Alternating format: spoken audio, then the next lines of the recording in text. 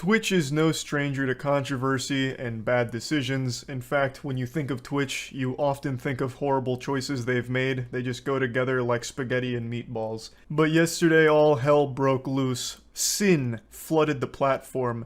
An event occurred that was so big that it forced Twitch's hand to take action, and it led to yet another embarrassingly goofy display from the platform, and they're beginning to reach levels of silliness we only thought possible in fantasy movies. I'll break it down, though I'm sure you've already heard by now.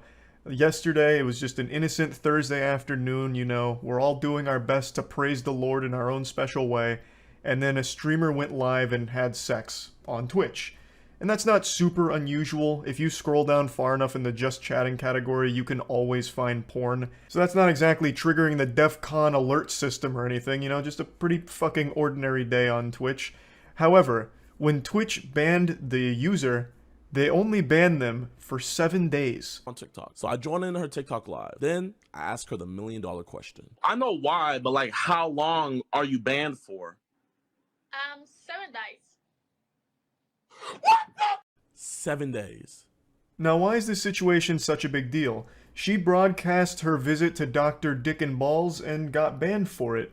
The problem is how long she was banned for, 7 days. You see, Twitch is very inconsistent with its enforcement of the rules.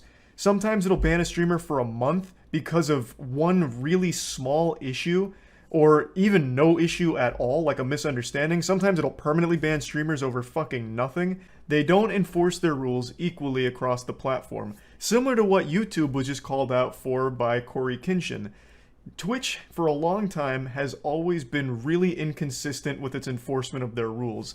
And what you just saw there was a YouTuber named Gideon, massive YouTuber, and he used to be a Twitch streamer until he got banned 8 months ago. 8 months ago, Gideon was streaming and told his viewers to go to penguinz chat and spam L+ ratio, and he was permanently removed from the platform, calling it a hate brigade. And it's been 8 months now. Gideon's apologized. Him and penguinz are on good terms, as I understand it, but he is still gone. Yet, this girl orders a hot dog extra wiener on stream and only receives a 7-day suspension. It's just makes no sense how the biggest possible rule could be broken, and yet they only receive a minimal suspension, whereas one singular case of bad behavior from Gideon doing the raid on penguinz is apparently so heinous that it's worthy of a lifetime ban.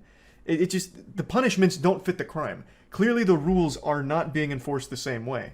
And in Gideon's video, he brings up a lot of other examples of Twitch either playing favorites or just coming up with the most inexplicably stupid decisions for their bans.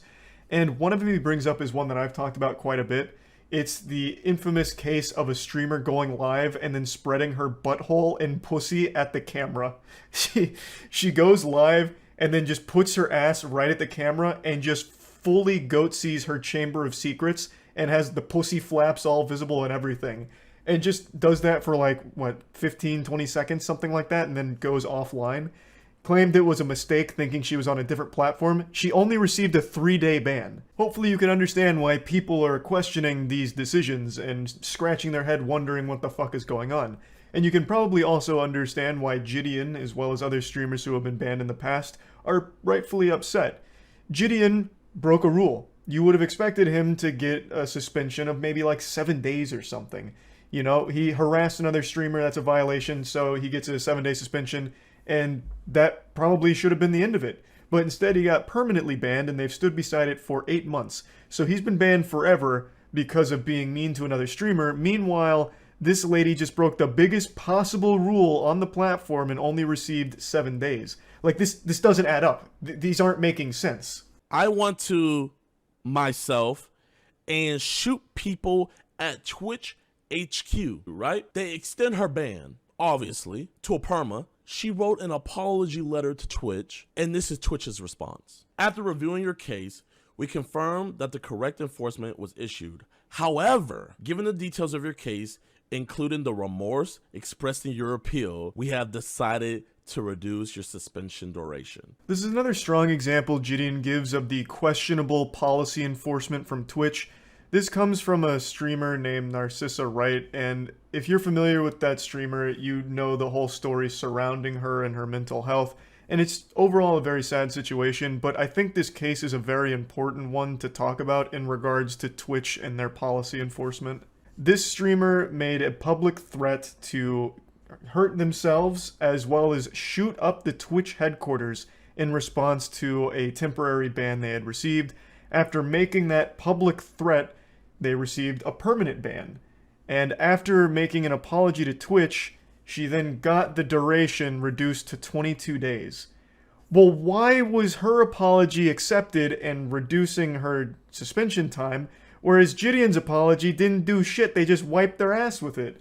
It's not making sense. Gideon's offense was much less severe than fucking on camera, getting your fucking back blown out, and also making terrorist threats about shooting up the goddamn company.